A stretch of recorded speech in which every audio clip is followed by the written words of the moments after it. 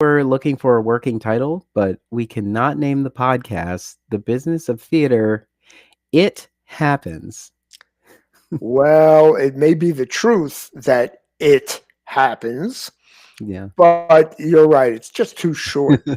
Yeah. Right? I even tried S asterisk Yeah, I know. IP You can't. happens. It just wouldn't work. It It would. just says, Yeah. So welcome to The Business of Theater, a working title. I'm Darnelle Radford, I'm Mitch Weiss. and let's get down to business. So last night was the Oscars. And if they had stopped after we had the wicked, phenomenal opening, Opening number, yeah. we could have. Opening medley. I was ready to go home. At that point, and it doesn't mean there aren't other enjoyable moments, Yeah. but I thought to myself, if now they come out and all they do is go through all the awards and give out one after the other, after the other, after the other, I'm satisfied. Hmm. I saw those two women kick butt Yeah. on stage. What more do I need? Yeah. Right? But Whenever I see a good performance at an award show, I always end it with saying, "That's our budget. Good night." yeah, that's it. That's it. Still the best opening number ever. Oh my god, that was Yeah, wonderful. We're talking about Neil Patrick Harris, in and opening of the Tonys. yeah, I think this number was called Bigger. Bigger.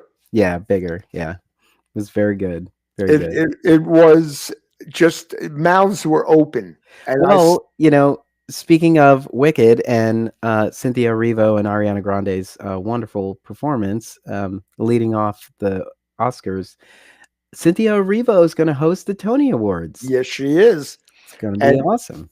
this, See that opening number. I'd like to just say this is her year, except for the fact I'm exhausted for her. Yeah.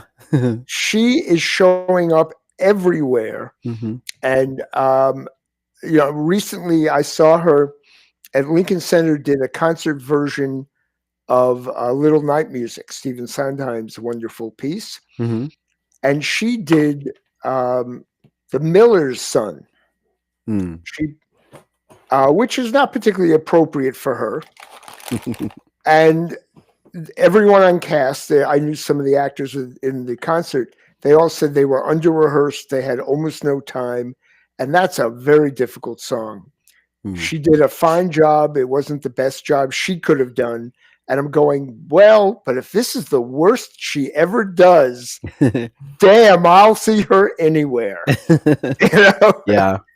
But by the way, and I have to say this, the reason Ariana and Cynthia kicked butt is because they know they did this as if they belonged to the world of theater.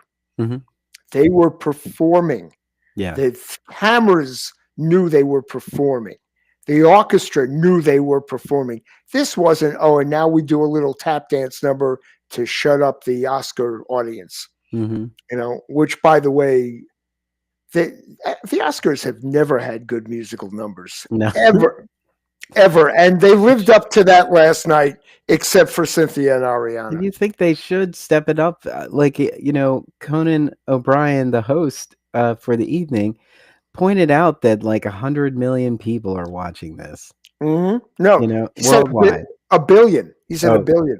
He said a billion? Okay. He said a billion. But the world is watching, and so the Oscars get way more traction out of all the award shows. And so this one should be more of a spectacle. Mm-hmm. Yeah. Right. So if you were a theater geek, you probably watched the Oscars for the opening number and then had a hard time sitting through the rest to get to the very end, which I wouldn't say felt like a disappointment. It was kind of like, okay, there's another chance for Cynthia Erivo to get an EGOT. Yeah. But it wasn't last night. So EGOT not. Not quite. But there were other things we were talking about, like, Defying Gravity as a song can't be eligible for an Oscar because it's written It's Right. it already exists, and but there's supposed to be an original song in Wicked for Good that would give Cynthia an opportunity. So we'll see. Can't wait to see that.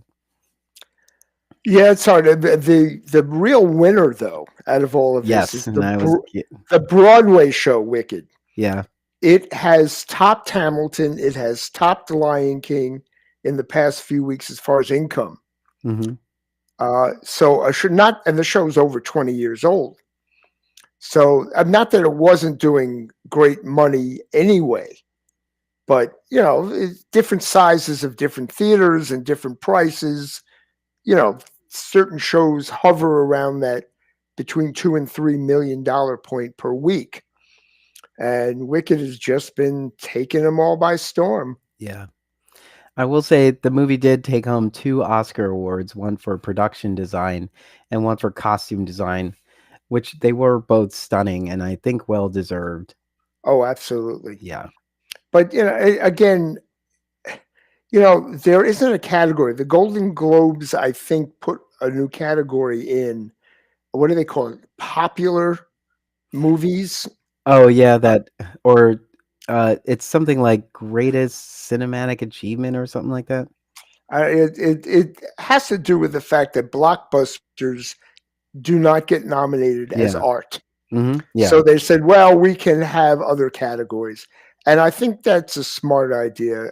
There are sometimes you just watch all the money on the screen or in theater, all the money on stage, and you Mhm. go, they did, wow, they made the cost of my ticket look like it was there, right? Yeah. Uh, and they did a wonderful design. There's no question.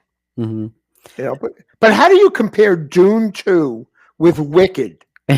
I mean, that's where I've always had trouble with these shows. Yeah, I just feel like uh, as much as we love musicals, we're not a lot of people. No, we're not. And that's what I think. It's just that. It's like, Bollywood is such a hit in um India. India. Yeah, India. Yeah. it's such a hit in India, but then it's barely gaining traction here, and when it shows up, we're just like, "Oh, Bollywood. Oh, that was great. What a great performance." Like whenever we see the performance in the moment, it is a wonderful performance, but Mhm. it's not enough to be like we need more Bollywood. Like and and then when you get into musicals, there's a specific we have a specific expectation for a musical, and I think that's what a lot of people are not drawn to, because like a traditional musical, a celebrated canon classic, is a theater goer's dream, a theater lover's dream. Mhm. Uh, you know, but then, like last night at the Oscars, Amelia Perez is a musical that Yeah. does not feel like any musical we see on Broadway, and but all of the elements of it being a musical were very much there. And that movie, I don't know if it got a lot of traction or got as much traction. It had critical acclaim and it had a lot of scandal, but I don't know too many people that I came across and mentioned Amelia Perez who actually saw it and had a response. Well, let's talk about Honora. Anora, yeah. I saw the preview of Anora because I was in a Landmark theater, and I saw it saying like, "Okay, we'll keep an eye out for that," but we didn't go to the theater to see it. I have yet to have anybody I know tell me That they they saw it. even that not forget about see it. They didn't even know it existed. Yeah. And Well, it's great that an independent film can mhm, do that.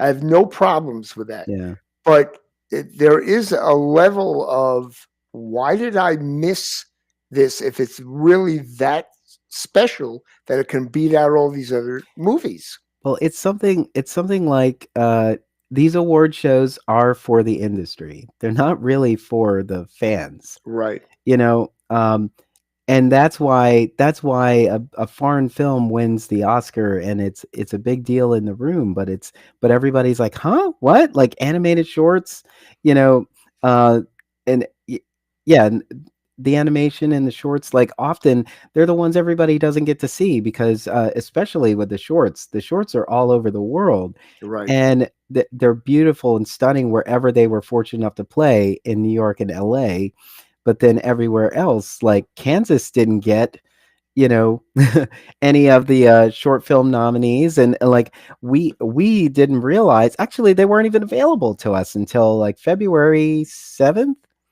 Right. when they showed up in most art house theaters. But like everybody is not a member of an art house theater, or the art house theaters can only thrive in like major cities, and like Philadelphia has a few, but not like New York has. Now let's talk about one. Uh, I think it was the director of Honora. Mm. If I got this wrong, I apologize. Is that Keith Baker, Yeah, who or was it started Keith? commenting about we have to go to the real movie theaters. We can't just sit at home and watch it. Hmm. Is was that him? I'm sorry, Sean Baker. I don't. Keith Ah, Baker thank is someone notable as well, but you. Sean Baker. Sean Okay. Baker was the I director. was he the Yeah. one who kind of chastised us. If you want to save Yeah. movies, you got You, to go to the theater. you got to Well, see it live. here's my immediate answer, and of course, this leads us back to theater.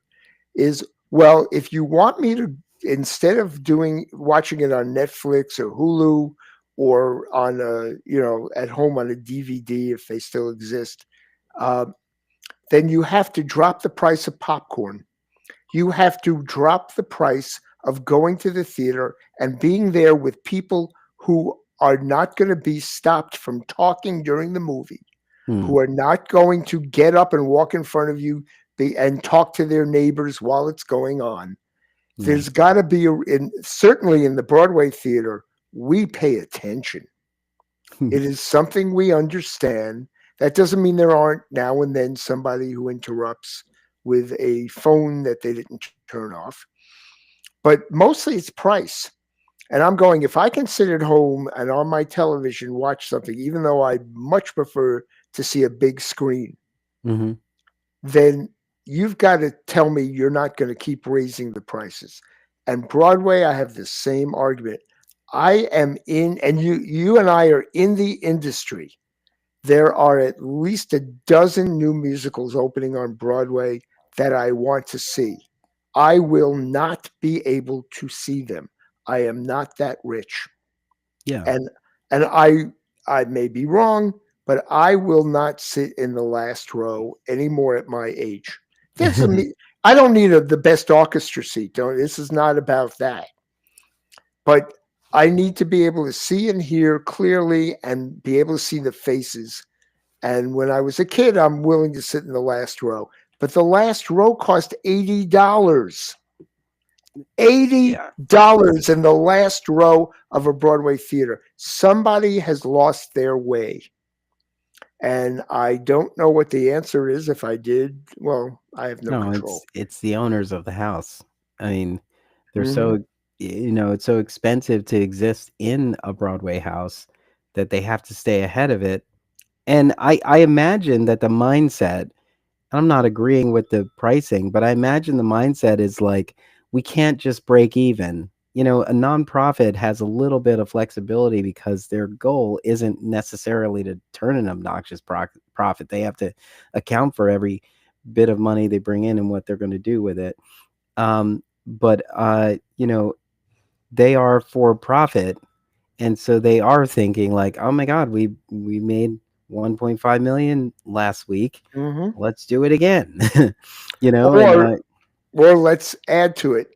Um, I will tell the story without mentioning names.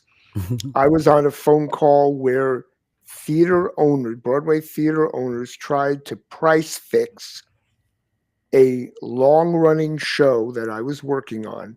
And I was Mm, on the phone with the producer, the general manager, and I was the company manager. and they didn't know I was on the phone. I was told to be on there, and I heard the theater owner say, "You either raise your prices to match the two other shows down the block, or Hmm. we're going to shut you down and kick you out of our theater," which of course they can't do. Yeah. And my producer said, "Then kick me out." And for 6 months, he held ground, saying, we don't need the money. We're doing fine." And there was no reason that our show expenses hadn't gone up, Yeah. but they needed to make the theater owners take a percentage of the box office. Hmm. And they wanted to have that percentage. But 6 months later, we did raise the price. Hmm. Yeah, but Uh, you at least held out as long as you could. right. But this goes on, and there's no way. I mean, how do you take this to court? There's no evidence. In Yeah. those days, we weren't recording the conversation, Hmm. right? And these are people, the producer and the theater owners are friends. They know each other. It's a one-to-one. It's like you and I talking. And there's it's a point where you actually realize, yes, you are running this show, but you're not in full control. Thank you. And Exactly. yeah, and it's hard for many people to even accept that we may not be in full control of anything really. Yeah, it's Yeah. very true. It also comes down to, I know on set designs, you go in there and someone has this great idea. We're going to have all these moving parts, and um, the elephant and the Lion King is going to come in on the Titanic, which comes up from understage and then drops onto the audience with a giant chandelier crashing down from Phantom in the middle of it. And then the bill comes in, Mm, and it's a lot more than anyone thought. What do you do then? You're not in control. yeah. But what I'll call a worthy producer, I don't want to say good or bad, but a worthy producer would say, here's the budget I must stick to.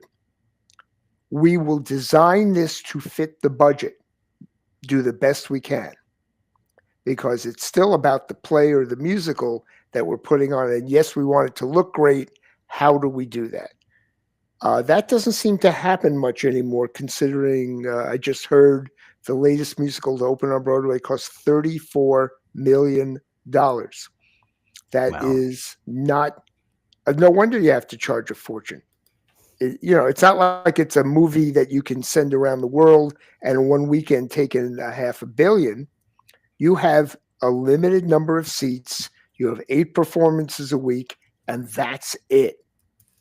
So you can only spend what you've got coming in, right? You can't say, Yeah. "Oh, now we're going to send it to China, and that's where we'll make the rest of the money." No, that doesn't happen that way. So I don't know what the answer is. I do know plenty of people are talking about it right now. Oh, was that Death Becomes Her? I don't. I know that's over 30 million. I don't know if the 34 million is death. I think it could be. There are a couple of shows in that category that are between 30 and 36 million, I think, um, that are opening this spring. Hmm. Yeah. We got Betty Boop coming in. We've got, Redwood, I don't think is that expensive. But it doesn't matter if it's more expensive than it ought to be. you Hmm. know, that's the other problem. Just Yeah. got to, with some wonderful shows coming in. Very exciting. I don't know which ones will be the hits. Be nice to be able to predict, but there are too many of them. Once Yeah. again, after the Tony Awards, we will watch a whole bunch of shows go away Yeah. because somebody's going to win and somebody's going to lose. I was saying how it's just becoming increasingly hard to predict, patterns. Hmm. Like you can't really set your watch to this now. Like, I always say that I am an odd bird, but I feel like I'm actively not trying to let the the theater know that I'm coming. Uh, you know, it's like first of all, I'm not gonna do your work for you, but at the same time, you know, I feel like everybody's thinking that too, not because they're trying to spite the organization, but they're thinking like everybody, our listeners, I'm pretty sure you have a friend that reached out to you and said, "Hey, you got any plans? Let's do something." But they've said that to like six different people, and they're trying to figure out whose plan is the better plan.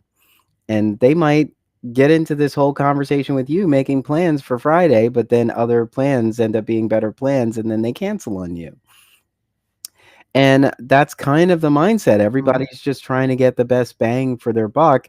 And I also think that the prices keep going up on everything, which is why people are thinking like that. I talked about before the pandemic, it felt like it was just sort of a given that we would be in a theater multiple nights a week, Mhm. because it wasn't like we weren't putting ourselves out to do it. And it was easy for us to engage with the theater. But now prices are going up. COVID put a strain on everyone in terms of like the kind of preparation they had to do just to go sit next to a stranger. And as if we were all tongue kissing before, now we're not now we're not allowed, no more tongue kissing in the theater. We really need to stop that. Everybody and their strangers. It's and so that kind of gave everybody fatigue, and then they just realize, I don't honestly think that live theater and live entertainment are being beat out by streaming channels. Like No, I don't that's agree. that stuff Not is at on all. demand. People can figure out how to block that. Um, there are a lot of things in the streaming platforms that allow you to queue up your favorites, Mhm. and you can curate your own night. I got 2 hours. I'm gonna watch all these 30 minutes, and then I'm going to bed.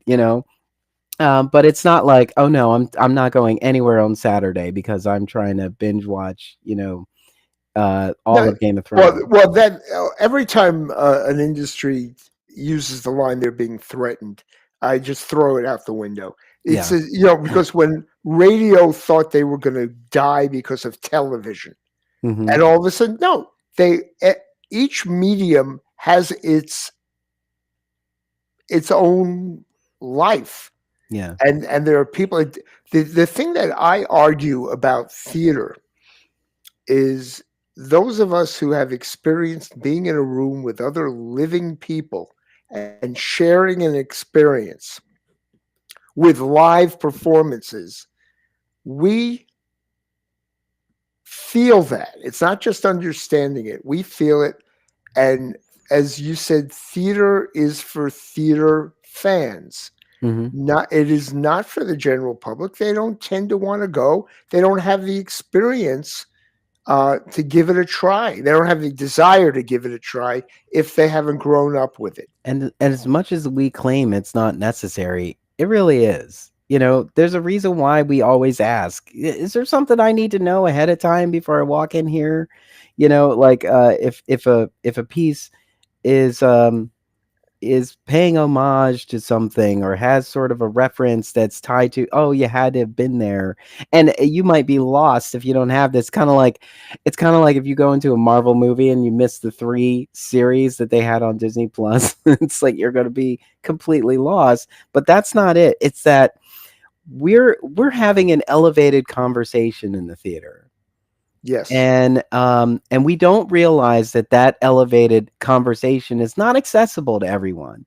When if you work for a local government, they spend a lot of time dumbing down their message, whereas in theater we spend a lot of time inflating our message, and then we're limiting the audience who can actually process our message and engage in our conversation. I don't know that I agree totally. I get what you're saying. I think I do. Maybe not on Broadway because they are picking a lot of, they're just regurgitating a lot of things and just Right. repackaging something that's more accessible. But like you said, you know, um, listeners, Mitch is privy to a lot of insider conversation that we can't Hmm.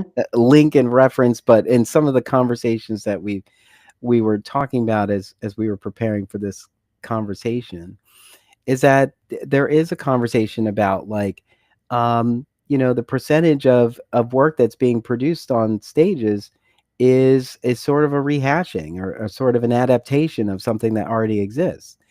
And oh, Right. go ahead. There was and you and I discussed this because there's no evidence Hmm. that these statistics are true. So I don't want to Yeah. particularly use them. But in general, the point was that more than half, certainly, of successful play musicals, not plays, musicals, are adaptations from other media, whether they're books, movies, television shows, whatever. Of course, it's extreme. You look at West Side Story, even though it's based loosely on Romeo and Juliet, it's not Romeo and Juliet. And I would argue that doesn't make it an adaptation. It's inspired by. There's a difference. Mm, If you look at My Fair Lady, that is not Pygmalion. It is inspired by Pygmalion. I don't call My Fair Lady an adaptation. So I think some of these yeah. statistics are not true. However, the purely original shows, I mean, to me, I look at Rent and I think that's a purely original show. It's not. It's Hmm. inspired by La Boheme, Yeah. right? So again, somebody else calls it an adaptation. I don't know where we draw the line on. I mean, Wicked, there are books. So, but they took more than one book and they put them together and they created their own original concept of it. But I guess that's an adaptation. It's like I keep looking for, well, of course, what do we really think comes out of the blue and never existed before, right? Yeah. Musical theater in general started as a review. Ziegfeld did reviews. There were no plots. Then all of a sudden there was Showboat, Mm, which was a drastic change, and all of a sudden it had a plot and characters. And then, of course, Oklahoma added dance, which was going to explain part of the story, and that had never been done before. All of these changes, it's the medium that is original. yeah. And everything else, you cannot just take the script of a movie or the plot of a book and plop it on a stage and say, now it works. It doesn't. Therefore, this idea of they're all adaptations to me it's not worthy of a No. discussion. And speaking of that, this is what always gets to me when somebody sees a show that has been adapted for the small screen in, whether it be a musical or something that existed in another space. They always go, oh well, the other one was so much better, or they left so much out. And it's just like, it's an adaptation. Like, the thing is, Mhm. this director, this production team decided to focus on this particular element of that story we all know and love. And so, yes, their lens is turned in a different direction, because otherwise they would have been just producing the same show that Right. already exists. And the medium doesn't allow for many things. Like, when we see a movie musical, like, I know there's people who don't like those movie musicals, but I feel like the spectacle of those dance sequences is so much bigger in a movie musical, because they can be. That's It's right. like, where'd you get all these dancers come running down the street in I keep upper I keep thinking upper of west side? In the Heights, having seen it on Broadway Hmm. twice, and then I look at the movie. I said they literally have the entire Heights Hmm. there. They have the entire Yeah.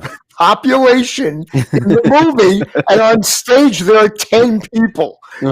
It's like, Yeah. and we're supposed to believe we're in Washington Heights. Hmm. It's like in the theater, we part of the show when it's live is your imagination. You take what's on there and you quadruple it. Whatever you're looking at, you imagine it's more than what's there. I would love to do the commentary for those and say, like, okay, so was there like an email that went out? There were a bunch of flyers on phone Yeah. poles, like, come to this community center on Thursday at 6 to learn the choreography for this dance sequence. And you're like, because everybody learned it. I mean, they could have promoted this like a flash mob, and then everybody got involved, and they're like, you're all going to be in the movie. Except that they were all professional dancers, I and know. you could tell. Yeah. That that's what was very cool about it. And anyway, maybe our listeners are wondering what it happens that we said at the beginning, how we bring that back to what we're talking about. Maybe they don't care.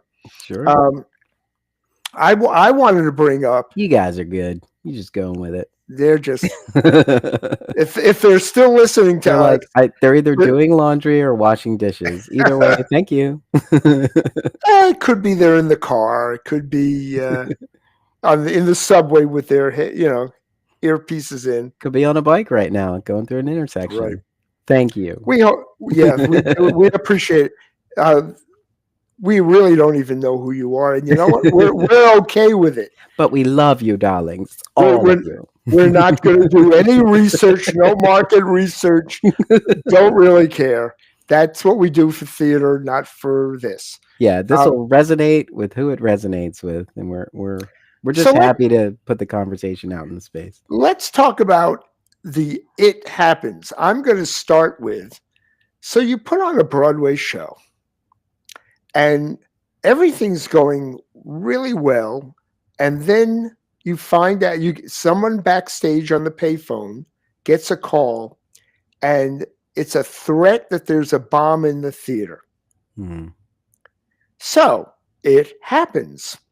You immediately stop the show. You have the stage managers make an announcement. Everyone calmly follow the ushers out of the theater. When you hit the street, please go down the street to your right so you're not in front of the theater. The police will be here shortly. 20 minutes later, after they find out there is no bomb in the theater, everyone, without having to go past the ticket takers, is readmitted into the theater, and probably the second actors just sneak in with him. And they sit down, and you pick up just a little before you left off. And you finish the show 20 minutes late, which in some cases could be overtime for stagehands, whatever. You can't budget for this. You can't figure it out. This was, by the way, the 1980s. This is for real. Not almost. I think every theater on Broadway within a 1-year period got a bomb threat. And so we were all trained on how to do that. Then we talk about, you're doing a reading of a new play. You have 6 people in it, and you have 5 days to do it. You have a limit of 29 hours to rehearse according to equity, and everyone's excited, and you're not doing anything particularly difficult with it. And 1 hour before the first rehearsal, the leading actor calls in sick. Not only is he sick, he's got COVID. He'll be gone for the entire week. It's 1 hour before the first rehearsal. And what do you do? And by the way, let's talk about in New York, it's not like you have a lot of free space and you're rehearsing in somebody's living room. Yeah. You've rented rehearsal space. You've rented a theater to perform in it.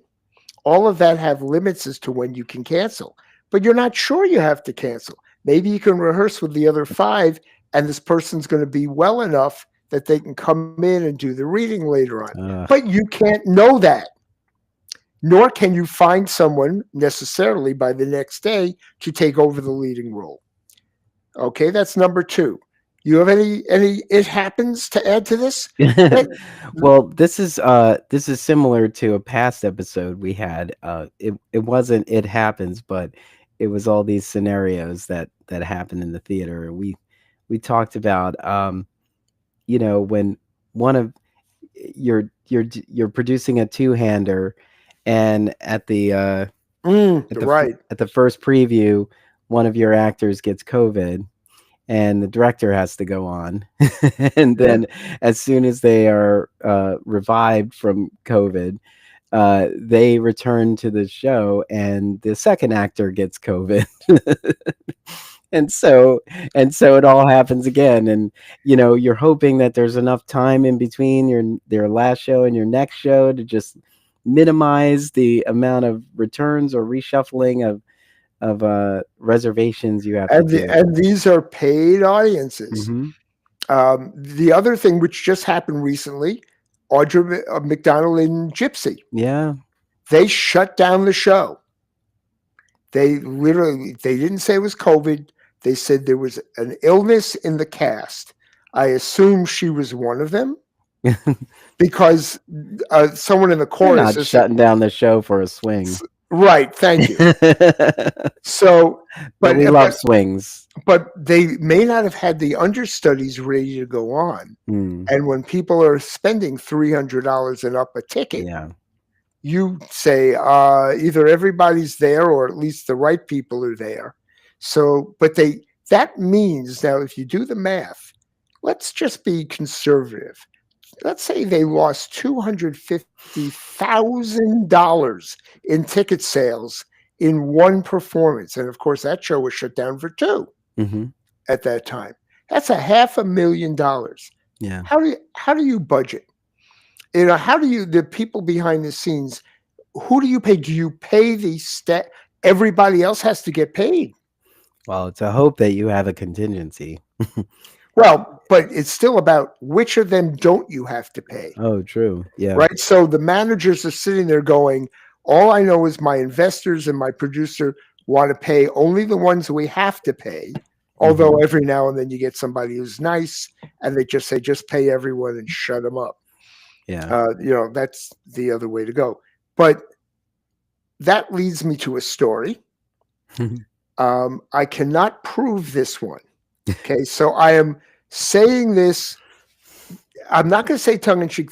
I tried to find the evidence of this story about understudies. We should start a segment, call it the "This may or may not be true" story. Yeah, story block. but I will tell you, there are two things I was told by a now deceased, very famous producer named Kermit Bloomgarden, who produced all the original Lillian Hellman plays. He produced The Miracle Worker. This is not somebody he was the top of his game.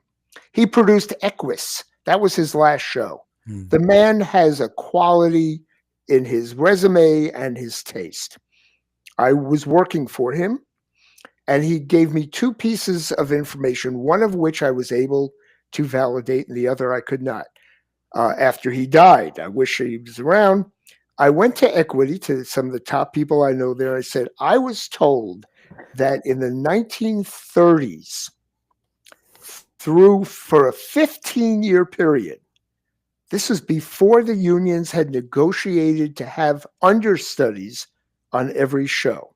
So we're in a period of time where Broadway theater had no required understudies. That means if you're doing Hamlet and your leading actor gets sick, you have two options. And this is what I was told. I got to say it again. I was told this. I have no evidence. And by the way, no one at Equity had a history. They couldn't find any history before the 1960s. So nobody there was writing it down. Okay, which is a shame. Yeah. But I did try to get the evidence. So what they did is Equity kept an understudy list of its own in which actors got to sign on to. So Hamlet gets sick. The producer can shut the show down that night and just send everyone home. Or they can call up Equity and say, I need an understudy. The first person on the list, they slide up. It's a moving list. Whether they're 27, whether they're 87, that person is sent to the theater with a script in hand, and the stage managers walk them through the play while they're reading the script to get so that the rest of the play can happen. Now, obviously, I'm going to say if it's Hamlet, they're going to shut the show down. But if it's somebody who has a smaller role in a play, they might actually say, okay, we have the waiter. So that can be done without a lot of turmoil. Yeah. Right? But that was not for a few years. That was for 15 years, at the end of which the Equity negotiated and said, producers, are you out of your mind? You should have someone ready to go on who knows the part. And the producers went, well, that's doubling my employee list. How are we going to afford that? Yeah. And that was over a period of time to negotiate. And then And the next question would be, how do you afford returning all these tickets? right. And that, of course, was the union's argument. Yeah. So that, to me, is a fascinating little thing. Of course, in regional theater, they often just close the show that night, Yeah. right? So the other story, just for the heck of it, this was with evidence. Prior to somewhere in the mid 1950s, there was no such thing as a director of a play on Broadway. Huh. That it was, he showed me the programs from shows he had produced, and instead of director, it says staged by. So this is how he explained it to me. This is Kermit Bloomgarden. Hmm. That if you have the Barrymores on stage acting in a living room comedy, drawing room comedy, you are not going to tell them how to act. They direct themselves. What you are there for is if the male and the female go in the same upstage direction of the couch and bump into each other, they're going to go, huh? And so the person who's hired to stage it goes, why don't the male go downstage of the couch? And that way we don't have a problem. That's all they did. So it was a small thing called staged by. That wasn't for musicals. This is for straight plays. So that he was able to show me in the programs. If you go looking at Lincoln Center Performing Arts Library and look at some old programs of plays, you will see the word director does not exist. So it's kind of irrelevant to what we were saying, but I thought it was a nice little tidbit to throw in there. No, I think it's great. It's also it's funny because there are some directors that are like, like I forget the term, like it's always like 90% of this is casting. Mhm. It's like you bring them together and you sort of let them go, and that's kind of true. There's a lot of directors who are celebrated for how they allow the room to sort of figure it out, and then they are Mhm. just the guiding posts who sort of bring it all together. But then there are some that are like, this is exactly how I want it, this exact way. There's no straying from this, like anything. It's, you know, um, I think it also does make sense too, because the actor has to be comfortable in how they're processing this, and we've just learned now that there are other conduits that can help you channel your best, performance. Yeah. But it is interesting how they were left to their own devices, because there are some situations you get into and you wish the director would leave you alone. Right. And then And others where you're like, where was the director the whole time? I would guess that a lot of what changed it was the complexity of sets. Hmm. So that the staging was, well, wait a minute, we're bringing a train on stage. You can't be standing there. Yeah. Therefore, I have to have the concept of to tell you, make sure you are over here at that moment. Mm. And then you start going, well, while you're over there, you really should be throwing the line across the room rather than whispering it. So now the director starts Hmm. getting into interpretation. And then you get complex shows like Equus, where you have, at what moment are we in the psychiatrist's brain, and what moment are we in the kid's brain, Mm. and how do the horses move, and all of that. You're not going to tell an actor, oh, use your own devices and become a horse, when I'm sticking a puppet on top of you, Yeah. right? So it starts to change. Good luck. And the puppet maker is Yeah. gone. They're not here today. Yeah. And so we just realized that this can be the best it can be if it has more support. Ah, And look so at so that. we give more support. And it is so interesting that every producer understands the value of that support, but is also trying to cut corners at every turn. Yeah. And it's so interesting what a contradiction it is, because we get hung up by how much everything costs, and I know sometimes it's limiting. Like, I just don't have the money to put two more people on this show. And and then the thought is like, what if I double up on this person, or what if I double cast, like somebody who's only at the top of the show and then comes in later. On the other hand, and this is where you get the talent of a producer. Hmm. And this is an extreme case. When A Chorus Line became the longest running show in Broadway history, which was 1983, uh, it it was called performance number 3389. Michael Bennett, the show's creator, went to Joseph Papp, the producer, and said, I have an idea for a marketing idea that could help the show run another 10 years. Mm. Okay. The problem is it's going to cost the entire same amount that it costs to open the show on Broadway. And it's going to be one performance. I'm going to bring in 430 actors who have performed in A Chorus Line around the world. We're going to restage the entire show and have all 430 of them on stage at the same time for one performance. Mm. And invite the press and invite celebrities, and let's see what happens. And now you're going, excuse me, the show may be doing well, but that's a lot of money for one show. And the producer said, do it. It's going to work. I'm going to back it. And he put all the money into it. And it ran another 12 years. Mm. Doesn't mean the show wouldn't have run some of it, but it was probably the most exciting performance of anything I've ever seen on Broadway. Yeah.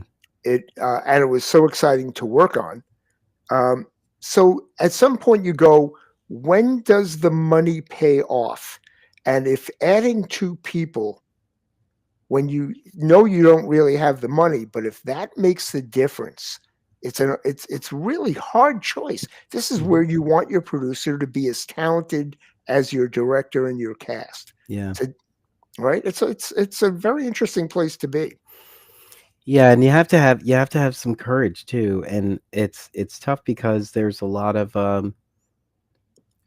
uncertainty in producing theater today, and so it's hard, and it's Hmm. absolutely justified that maybe you are a risk taker, and by choosing the play, but in terms of like, I don't want to make this choice, and it's going to be hard for the rest of the season, to have, for us to function.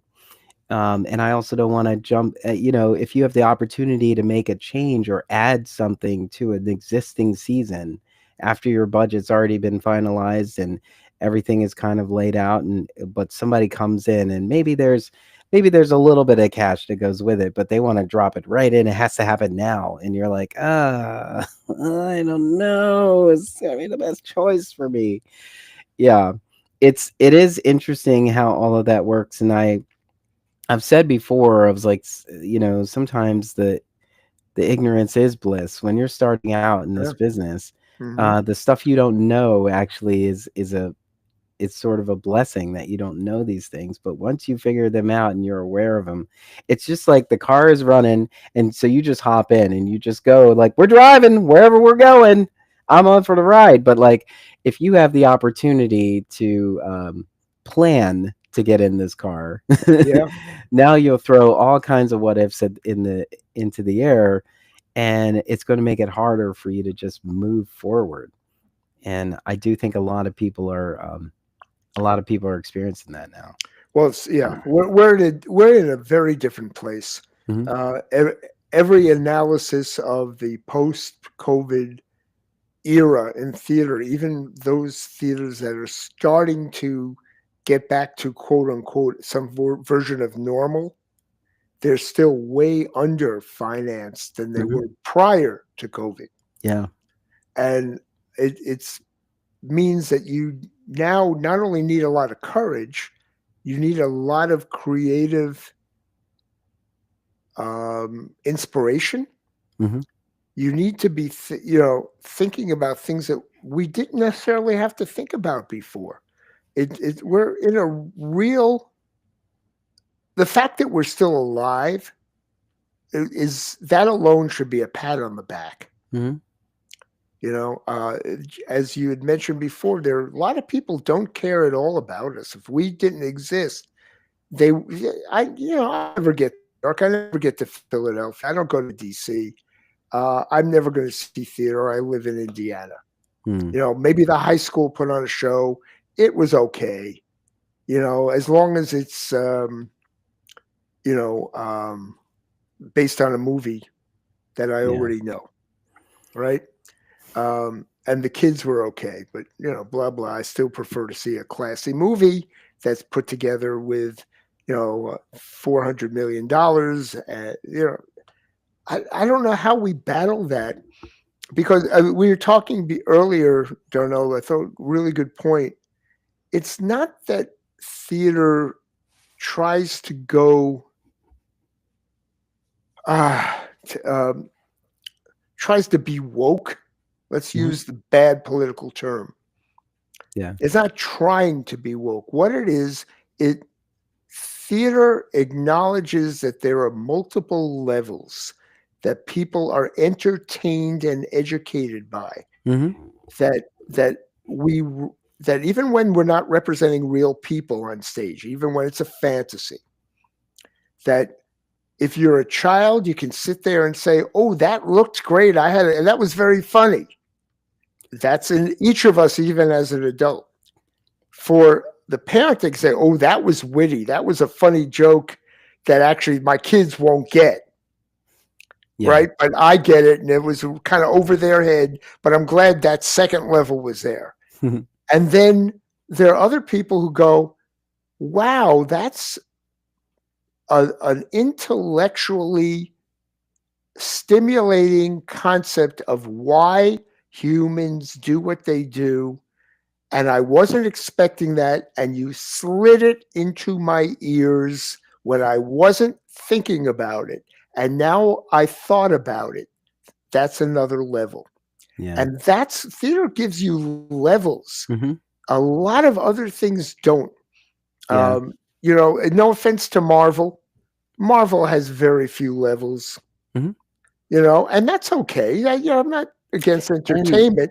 I didn't say that to criticize theater. I'm saying that I mean it. What it comes down to is marketing, Mm. and Mm. because that conversation is a worthwhile conversation, of course, but the way we're presenting it to society, you know, it it will pull in the people who already understand.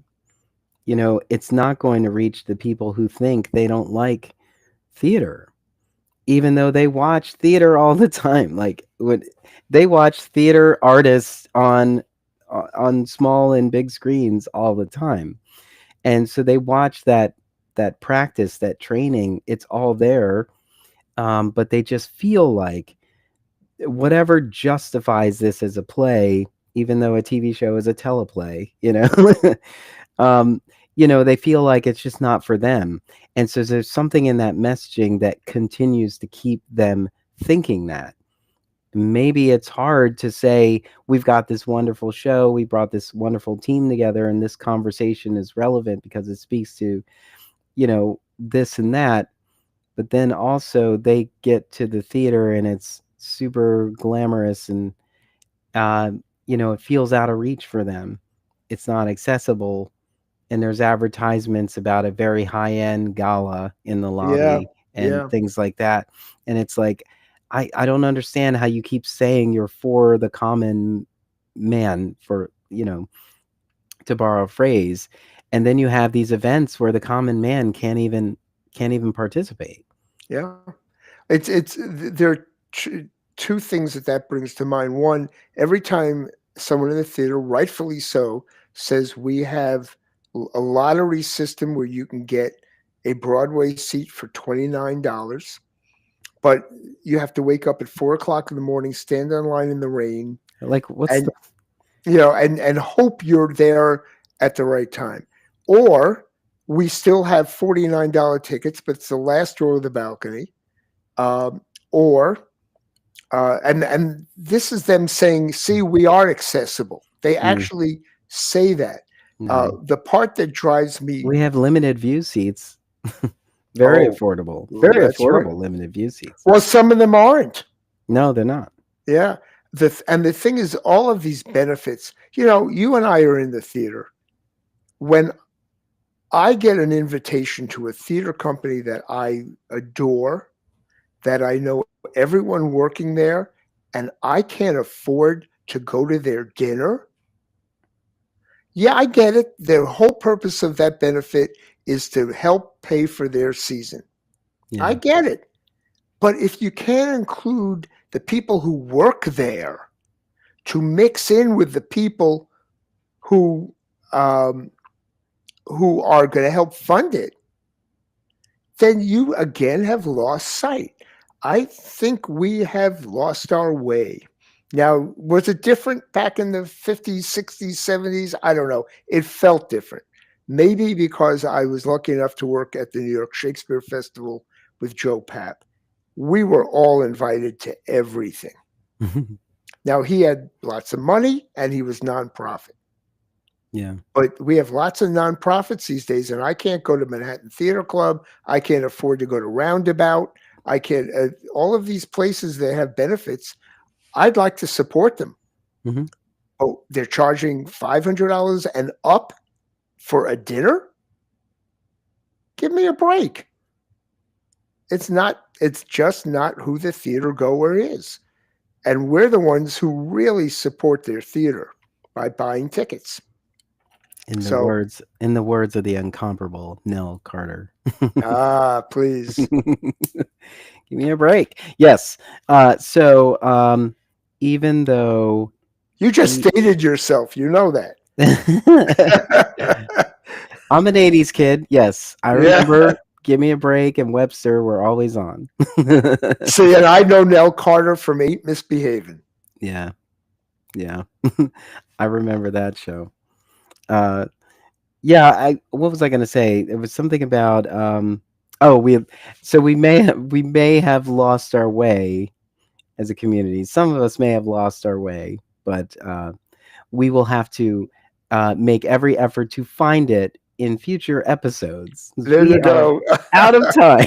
It took me a while to get there Hey, because, yes, it happens. it happens, and that's the business of theater. A working title. I'm Darnelle Radford, I'm Mitch Weiss. and we will see you at the theater.